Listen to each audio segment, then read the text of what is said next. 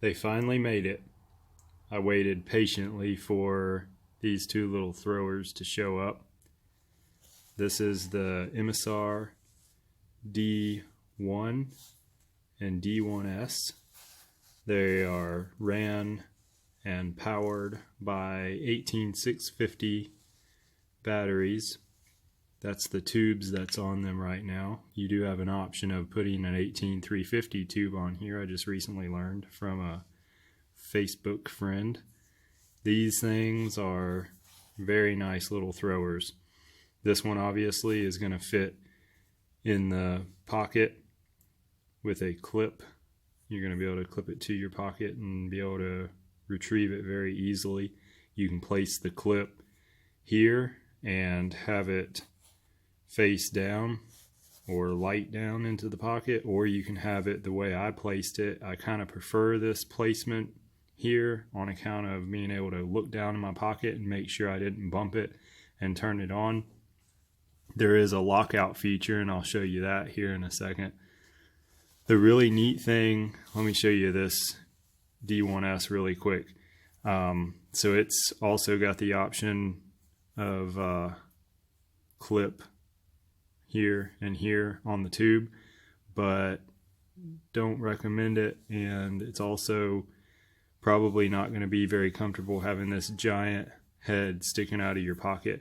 You're obviously not going to be able to have the clip face the other direction because it's not going to fit up here, but you would wind up having this sticking out your pocket either way, because I've been carrying this D1S in my back pocket, and that bigger head fits perfectly hanging out the back of the pocket. So the really neat thing about both of these lights is they both have the same user interface that I'm going to show you right now.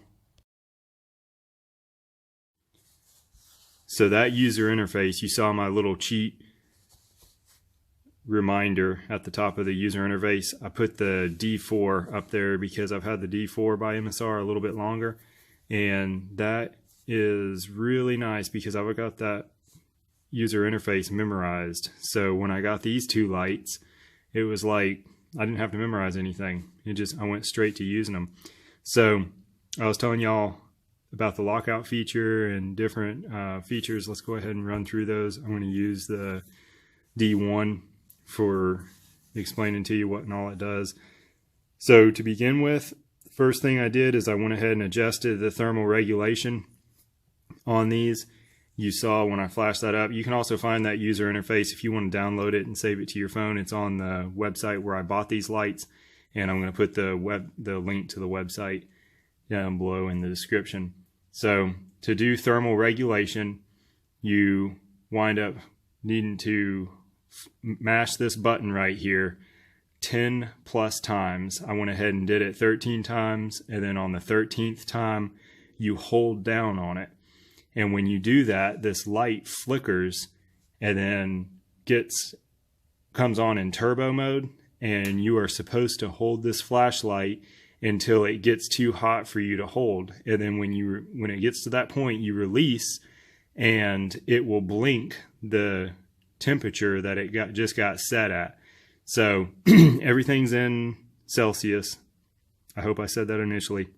So it'll blink, and mine blinked 6 and then 7. So that told me that I set it to 67 degrees Celsius.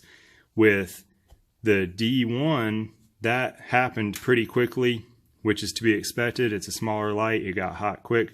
What was interesting, and obviously, again, to be expected, was that in order to get this D1S hot, it took a while. I had just kept on walking around and doing stuff around the house. Like I got bored holding it down on turbo, as you know, it's super bright. So it was daytime. So I'm just kind of shining around, goofing around, getting stuff done around the house. Like probably 3 minutes later, it finally started getting pretty hot. And I said, okay, I think it's at the point where I want to go ahead and set it. So I released, and it flashed 5 and 7. So it got, this D1S is set at 57 degrees Celsius. So it's going to take a little bit longer to set it. But the nice thing about that is now both of these lights are set to stay on turbo until they reach that really, really hot point. I haven't been getting them to that point now that I'm using them because, I mean, they're throwers. You're just going to light something up on turbo for just a few seconds, see what you see, and then you'll dim it down. So now let's go ahead and walk you through some other stuff. So when you first press it, you hold it down and it'll come on in the lowest setting. It does have memory, so let's turn it up a little bit, and then quick press, it comes back up in whatever your memory. So the really neat thing with all of these lights is when you're on a middle setting, a low setting, whatever setting you're on, and you hear something out in the woods and you want to see what it's all about, you go ahead and you double press, you bring it up in turbo, you see what you want to see, everything's cool, whatever. Okay, time to go back to that low setting. Just double press again and it remembers back where it was. So that feature is really nice. These have ramping, my favorite, absolute favorite method to adjust a light level on a light. That is just my favorite. So then in order to go ahead and check your battery level, so I showed you what holding it down does. 1 click, 2 clicks brings it up into turbo. To check your battery, 3 clicks. Went too fast. There we go. So now we're going to check and see what the battery level is right now. It's flashing 4 and 1, so it's 4.1. I have Samsung 30Qs in this right now. They are button top. This will accept both button top and flat top. My preference is the Samsung 30Q or the Sony VTC6, and I'll put links to those below. That's what I've been using in the Emisar D4, and those two types of batteries have performed very well for me. There may be others out there that do just as fine, but that's been my preference. Then let's go ahead and press it 4 times, see what it does. So now we are in tactical mode. So tactical mode means it's gonna come on in turbo when you press the button, and it'll stay on turbo however long you hold the button down. Release the button, it turns off. So we'll go ahead and turn that feature off by pressing it 4 times. If you press this button 6 times, it locks it out and flashes like it just did to indicate it's locked out. Now we've unlocked it, and then you press the button 8 times in order to come up in beacon mode. The neat thing about beacon mode is its light level, the amount of lumen it's flashing right now, is going to be indicative of what level of light you had it on originally. So let me show you what I'm talking about. We'll turn that off with 1 press. I'm going to go ahead and ramp it up a little bit. We'll turn it off, and then 8 times again. And now it's flashing brighter because I just ramped it up to this brighter light adjustment. So that's interesting. If you want to have it on in beacon mode in that very low level setting, you can do that, and then have beacon mode on for who knows how long this battery would last with it flashing at a really low light level. And then 10 times, told you what that was already. That's thermal regulation. So now what I want to do is I want to go ahead and get these two out and show you what they can do shining a distance on down the driveway. This one is obviously going to have a little bit better profile on its beam because look how much bigger that head is. So kind of a no-brainer, but I still wanted to show y'all what these two were capable of.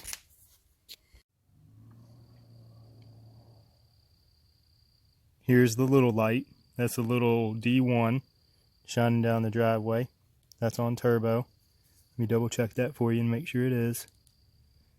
Double press, yep, on turbo. So then I'll bring it on up and put it in the trees there. And on we'll head over to the shed here in a second and I'll show you what I'm talking about. But even in the trees there, you can kind of see in the middle of the beam profile, it's a little bit hollow versus this D1S.